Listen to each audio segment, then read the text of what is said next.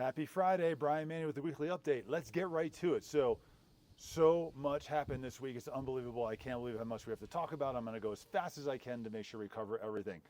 First, Jerome Powell's last meeting was this week as Fed president, but then he steps out and he says he's not leaving the Federal Reserve. He's going to stay on as a governor. In the history of the Federal Reserve, this has only happened twice. Once was because a president asked him to stay on, and the second time was back, I think, in 1916 when someone elected to stay on. This is unprecedented. This never happened before, other than 2 times in history. This is definitely going to make Kevin Warsh's job harder because now you have Jerome Powell that's going to stay at the Federal Reserve. That even though he's not a voting member, for sure he's still going to have some influence in the Federal Reserve. We're going to have to wait and see how that goes, but this is definitely going to be a tough one for Warsh to get through. Then we got big news from UAE stepping away from OPEC.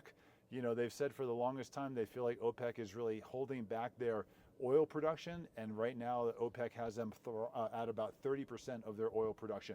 So UAE steps out. They say, hey, we're not going to be part of OPEC anymore, which means that they can now control their own oil production.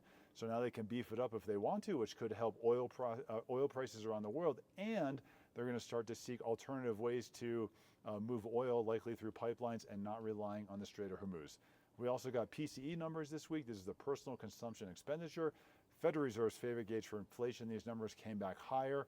Not surprised though, but I will be curious to see with the new Fed president coming in, Kevin Warsh, what is he going to look at? It feels like Jerome Powell and the Federal Reserve have been very much driving a car right now, looking through the rearview mirror, whereas Warsh is coming in saying, hey, we're actually going to drive a car looking through the windshield.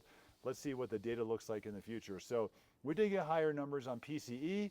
Really what that means for mortgage rates is they've just gone up, down, up, down, up, down, but they have kind of stayed in a consistent line.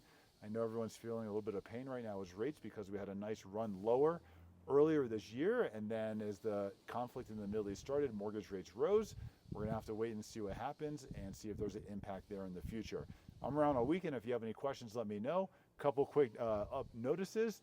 Boulder's coming up. We throw this party every year at our house. It's going to be amazing. We'd love to have you. No need to RSVP. Agents, we have an incredible class running right now. Just sell, just list, just win. The next one, Colorado Springs, is actually sold out. Then we have one after that in Boulder next week. If you can make it, RSVP, that's almost sold out as well. Happy Friday. Hope you have a great day.